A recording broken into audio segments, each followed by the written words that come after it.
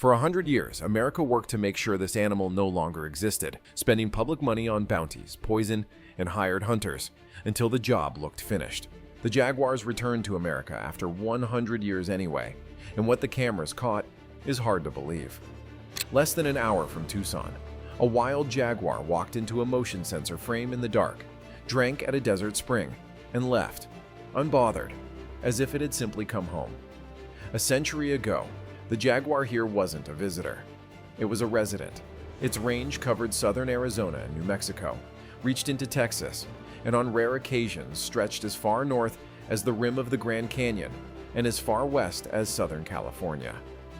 Faded records describe females raising cubs in country that is now suburbs. The word jaguar traces back to an indigenous term meaning, roughly, he who kills with one leap.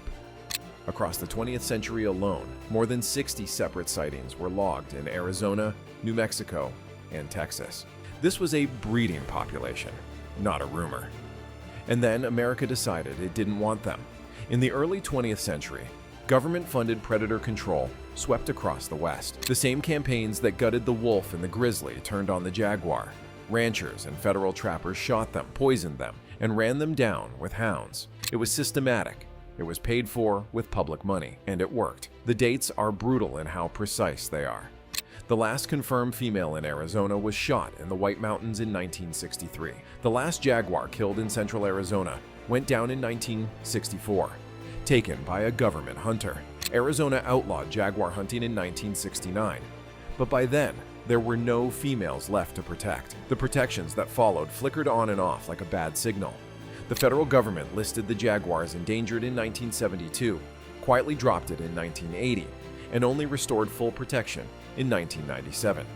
Critical habitat wasn't designated until 2014, and only after conservation groups sued to force it. For decades, the official line stayed simple. The jaguar was a Mexican cat, and anything that wandered north was a stray with no future. The agencies treated the case as closed. The strange part is what the empty canyons did next. Then came 1996. A rancher named Warner Glenn was hunting mountain lions in the Pelanchillo Mountains, along the Arizona-New Mexico line, when his dogs cornered something on a rocky ledge. It wasn't a lion. A houndsman, deep in the borderlands, stood staring at an animal his own world insisted was gone. He could have ended it with one shot. Instead, he reached for his camera. Those photographs were the first images ever captured of a live, wild jaguar in the United States. 6 months later, a different male turned up on cameras in the Babuquavari Mountains. One of them was about to become a legend. They called him Macho B. For more than a decade, he was the most thoroughly documented wild jaguar the country had ever known, and at roughly 15 years old, one of the oldest on record. Then, in February 2009, Macho B was caught in a leg snare, fitted with a radio collar, and released. Within days, his health collapsed, and he was euthanized on Marchskin. The capture, it turned out, had not been the accident it was first called. A field biologist later pleaded guilty to a federal charge, admitting he had directed a co-worker to place jaguar scent at the snare site to lure the cat in. The most famous jaguar in American history died at the hands of the people studying him, but the cameras kept rolling. Between 2011 and 2015, a young male settled in Mauiton to the Santa Rita Mountains, barely 25 miles from downtown Tucson. Tucson school children won a contest to name him El Jefe, the boss. For roughly 4 years, he lived in oak-studded canyons within sight of the city, photographed again and again before slipping back south. In late 2016, another male appeared in the Huachuca Mountains. They named him Sombra, Shadow. A third Borderlands cat, Yooko, was reportedly killed around the same time by a hunter targeting mountain lions. These cats moved like rumors, surfacing on one camera and vanishing for months. And there was a reason they kept appearing near the border.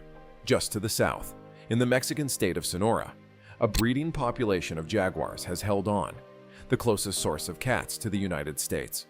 The Northern Jaguar Reserve alone protects 56,000 acres of their habitat, about 150 miles below the line.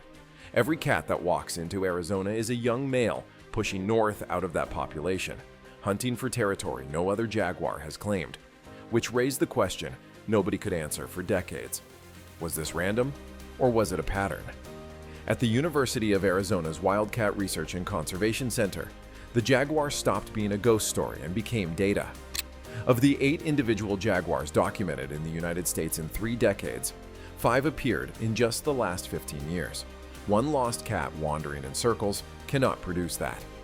Each animal is identified the way a fingerprint identifies a person, by the unique pattern of rosettes on its coat, which is how researchers know these are separate cats, and not the same one counted twice. In the winter of 2023 into 2024, the cameras caught the 8th, a jaguar no one had ever recorded. The Tohono O'odham Nation gave it a name in their own language, a reminder that for the people who have lived here longest, the jaguar was never foreign. And the footage revealed something the old sightings never could. These weren't aimless wanderings. The cats were following a map. The same mountain ranges, the same water, the same corridors of public land linking the United States to Mexico. The route home was still there. That raised a harder question. Could the land still hold them? The science says yes, and not by a narrow margin. Researchers have mapped more than 20 million acres of suitable jaguar habitat in the American Southwest, an area roughly the size of South Carolina, most of it public land. By the most cited estimate, it could eventually support 90 to 150 jaguars, a real self-sustaining population of the largest cat in the Americas inside the United States. For perspective, only around 173,000 jaguars remain on Earth, the vast majority in Brazil and the Amazon. The American Southwest is the far northern frontier of that entire range, so conservationists tried to speed things up. In December 2022, the Center for Biological Diversity filed a scientific petition with the federal government. The ask was blunt: stop waiting for jaguars to wander north and hope they survive, and actively reintroduce them into the Gila National Forest in New Mexico, the single largest block of prime habitat left in the country. And they weren't guessing. Thousands of miles south, in the Ibarra wetlands of Argentina, jaguars had been gone for around 70 years. An organization called Rewilding Argentina bred cats and released them into the marshes, and in about 4 years went from 0 to a population of more than 35. If a country in South America could bring the jaguar back from absolute 0, why couldn't the United States, with 20 million acres of empty habitat sitting open? Then the government gave its answer. In January 2024, the U.S. Fish and Wildlife Service rejected the petition. Its reasoning was technical, and to the people who filed it, maddening. Jaguars breed slowly and raise few cubs, which the agency argued made a reintroduced population unlikely to survive without constant human help. New Mexico's game department went further, questioning whether the state ever held a breeding population at all. Then it got worse. That same year, answering a legal challenge, the government shrank the jaguar's designated critical habitat to roughly 1,000 square miles across 3 Arizona counties. At the exact moment more jaguars were appearing than at any point in living memory, their protected ground got smaller, and a far bigger obstacle was already rising out of the desert. Then came the wall. Researchers had warned for years that a 30-foot border wall, cut straight through the valleys these cats used to move between Mexico and the United States, could finish what bullets and poison started a century ago. One 2017 analysis of the wall's own impacts predicted it could contribute to the outright extinction of the jaguar, the ocelot, and other species on the American side. A jaguar can swim, climb, and travel dozens of miles in a single night. It cannot get through 30 feet of steel set in concrete. As of 2026, construction is closing the San Rafael Valley, one of the last open crossings the cats still used. The clock was already ticking. The country just couldn't hear it yet. Here is why that matters. A jaguar is an apex predator, and apex predators hold whole ecosystems together. Pull the top one out, and the cracks show slowly. Prey overgrazes, vegetation thins, and the damage ripples outward for decades, long after anyone remembers what was holding the system up.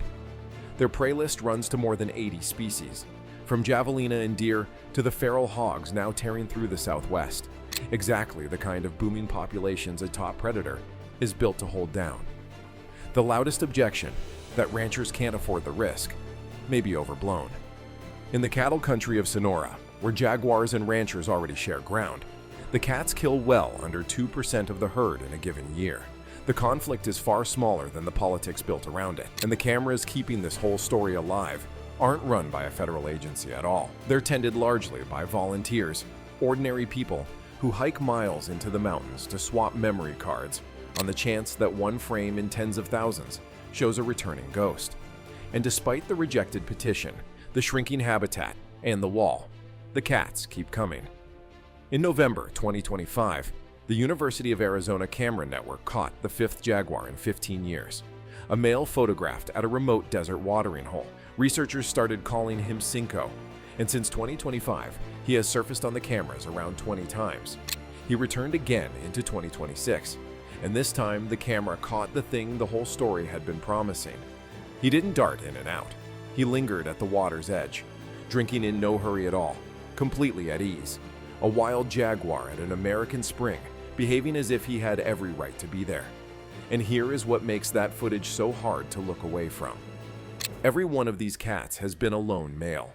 A lone male, however determined, cannot rebuild a population by himself.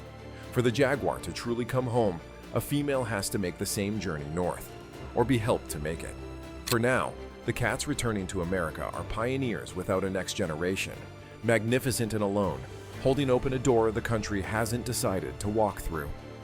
The animals did the hard part. They made it back, and they proved the country can still hold them. What they can't do is decide whether they're welcome. The next jaguar may already be out there in the dark right now, walking north toward a wall that wasn't there before, waiting for a camera to blink. Subscribe to follow this story as it unfolds, and watch to see whether the door stays open.